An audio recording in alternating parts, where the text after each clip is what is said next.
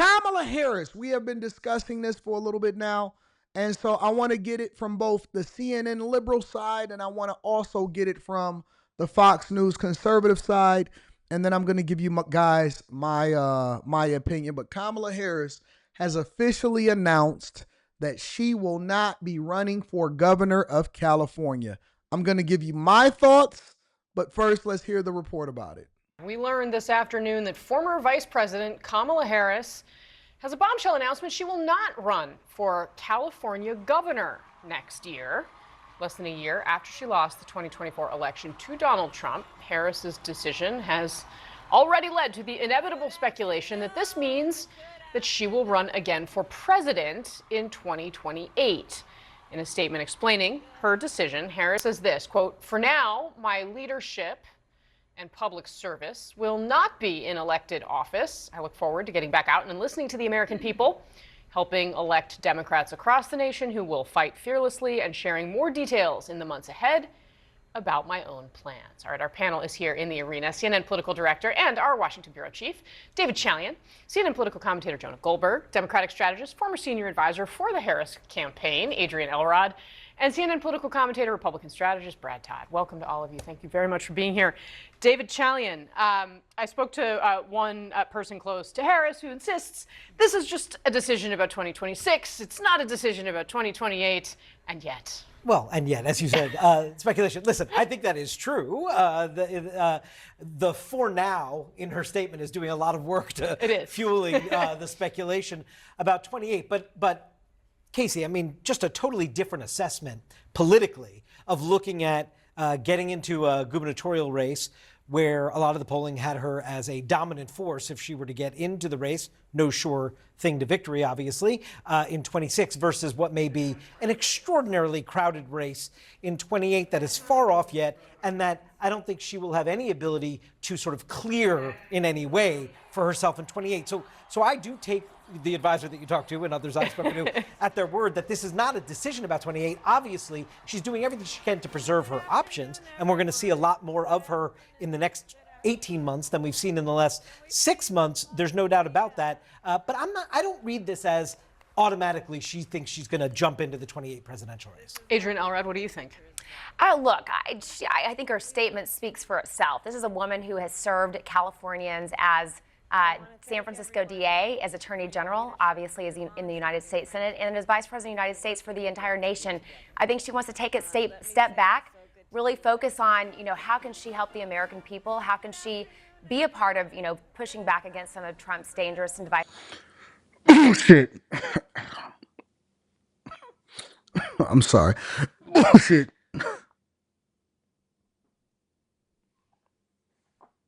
She's going to take a step back, see how she can help the American people. See, come on, man. Come on. We done with that. We're not going to continue to say the same thing over and over again. We know that most politicians are not looking to help the American people. Take a step back, see how they can help other people get elected. We're not going for that. All right, let's continue. Policies without having this transactional relationship with voters, which is exactly what she made clear in her statement, that she wants to be able to go out there and fight for people without having to go through the slog of running for office. She deserves to have a little bit of space here in this moment to, not always be running for office, not always be in elected office, but also making sure that she can be a viable force in the Democratic Party and a very important voice. And I'm also confident that if she had run for governor of California, she would have won that race. But she certainly, of course, has made it clear that she wants to keep her options open. But in keeping that her options open, there's no guarantee. In fact, there's really no way. You must have to acknowledge that she would start at the top of the heap in a 2028 primary. Well, I think she's making it clear that she's not focused on 2028 right now. She's focused on 2026. Obviously, we've got some off-year. I think she's 100% focused on 2028. She is 100% focused. Listen, if you're asking me, do they have any something on DraftKings or something like that where you can bet if a person is ever going to run for president of the United States of America? What's the over-under on that for Kamala Harris? What's the over-under on that for Kamala Harris? She is 100% focused on 2028. If you think that her goal if she decided that she did not run for governor of California, now I have a few different theories as to why she didn't want to run for governor of California, because I believe her ultimate goal is to become president of the United States of America. I think that Republicans are salivating at the idea that she runs. And if she was to ever become the nomination on the Democrat side for president of the United States of America in 2028, JD Vance would absolutely, positively mop the floor with this woman. That would be the best case scenario for Republicans. I think that Republicans probably are in her back pocket, are the ones that are probably encouraging her to run, would probably be a part of some of the PAC, the political associations that would donate to her for her to become the nominee for the Democrat side to become president of the United States of America. I think that Republicans would love the idea of that. They would adore the idea of that.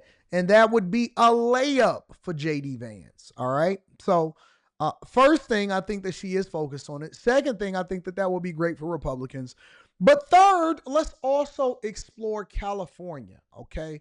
California is in shambles. Politicians understand that the psyche of the American people is a "what have you done for me lately?" What have you done for me lately? So many people don't even remember what happened during the pandemic. It's almost like we've blocked that part of our lives out of our mind. People are acting like the pandemic never even existed. Remember when Gavin Newsom was the person that was under fire for what happened, and he was out here with no mask on at restaurants and stuff when he had practically shut down the entire state? Yep, we remember that too. California is in shambles. They have a population decline. They have a budget crisis, not only in the state, but in all of the cities in California.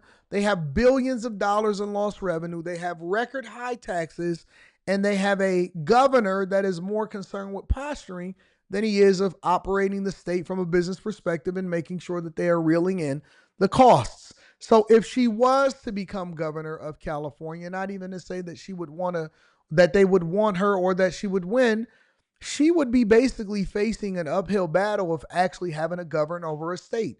And that is not what I think Kamala Harris wants. Kamala Harris, from my perspective and observing her and watching her, is the type of person that just want the accolades. She want the glory. She wants the glory. Kamala Harris wants to be a celebrity. She want the glory. She want the fame. She want the fortune. She want to be one of the first. She want to go on around Mount Rushmore of her the sisters and the AKAs. She wants to go down as the greatest AKA. Kamala Harris is the type of woman that will definitely do what she got to do to get what she wants to go to the top. I don't believe she even really like her husband like that. Ducky, she ain't even like that. She never was like that. If you look at how Kamala Harris has been operating and who she been talking to and who she been dating, you mean you went from my man that was over there that helped you get your start in California over to Montel Williams, and you was over here. You chose to not have children. Do you know how intentional you have to be as a woman that has been out here in these streets prior to you actually becoming the person that you are, as a person that has joined several different organizations and sororities and all of that stuff, chose not to have children, and then intentionally chose to marry Dougie? Do you know that is a woman on a mission? That is not a woman that you talk to when you like, you know what? Oh, she's such a good person. That's a person that you talk to. And what did Dave Chappelle say? Dave Chappelle, I think it was Dave Chappelle. He said that he was in a room with people like her, and she said, I am going to be the president of the United States of America one day. I am going to be the president of the United States of America. That is a woman that is driven. She is intentional. She is driven and she is intentional. She is not looking to step back and come from being vice president to going to be the governor of California. That wasn't in her plans. She never said she was going to be the governor of California. She said, I'm running for president of the United States of America.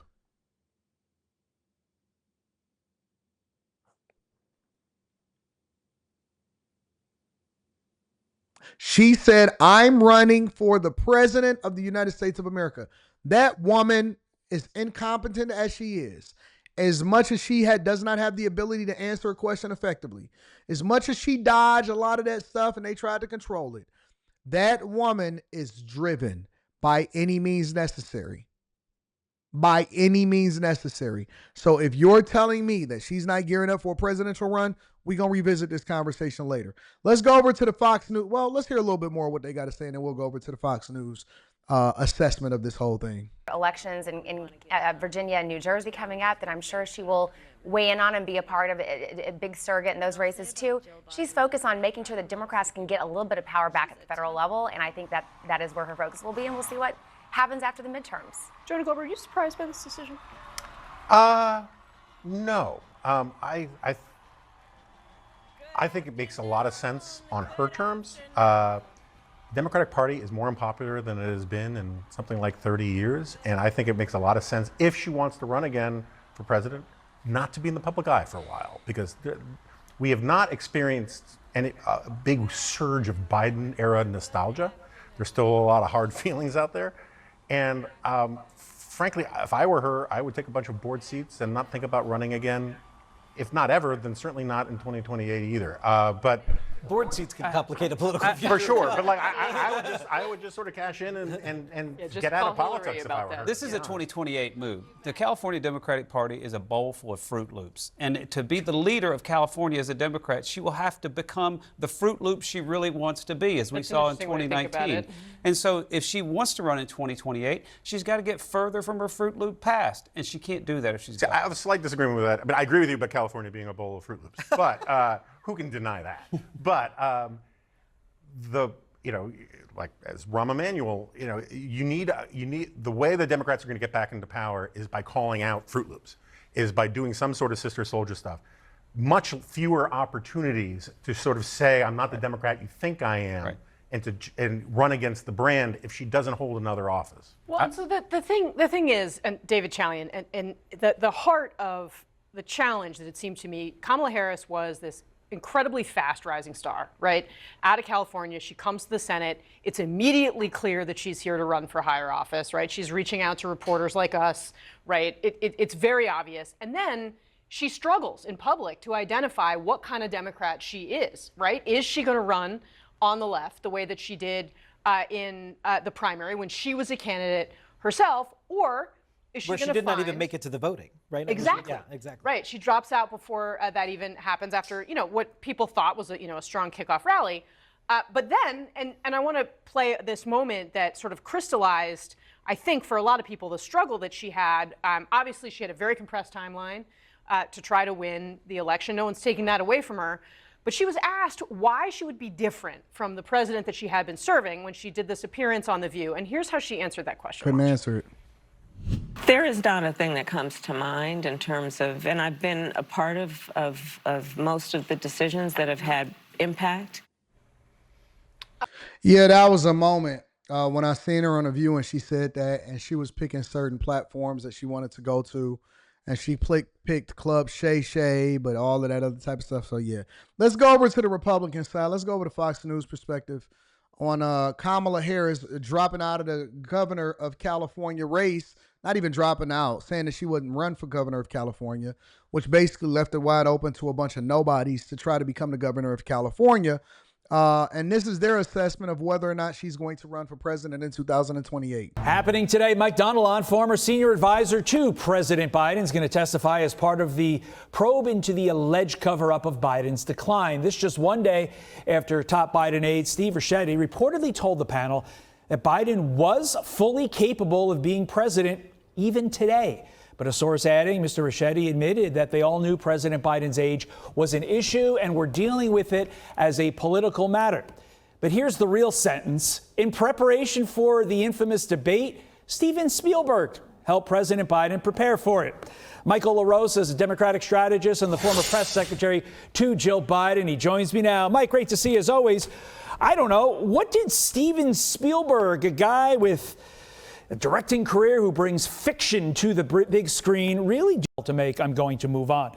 Ricchetti telling Congress yesterday that Biden was fully capable. Did Ricchetti have the same confidence in Joe Biden behind closed doors? Specifically, are you expecting any bombshells based upon, again, what you saw during your time in the White House? I'm not. I wouldn't expect anything very. The most intriguing part of this. I'm glad you mentioned it. Finally, before we let you go, Kamala Harris says she will not run for California governor in 2026. Knowing you as you do, what do you make of this decision? And then, what do you think this means for a potential re-presidential run in 2028? Look, it was the right call. It was a good instinct because she lost 2 million votes from the 4 years earlier when President Biden won California, her home state. So she would have had, I think, some challenges to overcome, even among Democratic voters in California. I think it was the right call. I do think it means she's going to run. I fully expect her to run for president again. She's young. She's been sort of running and in political office her entire adult life. I don't expect her to sit the next election out, but I hope she's able to overcome some of her previous challenges, mainly communication, answering questions, taking declarative positions, and a degree of authenticity that only comes with accessibility, which unfortunately she was not. Well, if she's some people are expecting her for running for president in 2028. Other people are saying that they're not sure if she's going to run for president in 2028. I personally believe that she will run for president in 2028 because I think that that's just who she is, and there's nothing that anybody can tell her or do to stop her. And she's looking to become the first Black female president that is also from the sorority to sisterhood. And I told y'all that y'all was going to get yourselves embarrassed the first time when y'all got behind her. When she first threw her hat into the ring and all of y'all jumped on that call on the Kamala Harris. What?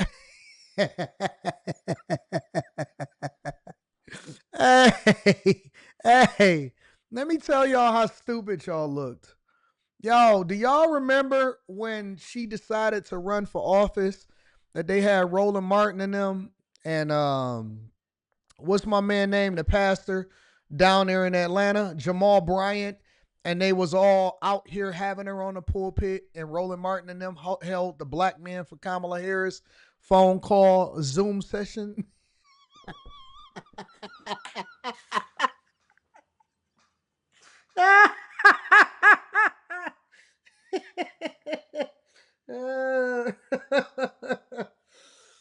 Oh, y'all didn't realize that Roland Martin and them was looking to get paid?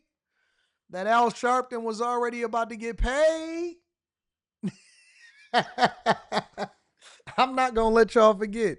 When we revisit this conversation in 2028, and I'm sitting on 2 to 3 million subscribers on the Anton Daniels channel, I'm going to remind y'all that y'all was on the white women, my snow bunnies. Y'all were on the white women for Kamala Harris phone call. I'm not going to let y'all forget that. We were laughing at you dudes. We were laughing at y'all so much. A part of y'all call, because somebody had sent me the videos of somebody recording, and a part of y'all call was the importance of you getting your husbands on board to make sure that y'all vote for Kamala Harris. I couldn't believe it.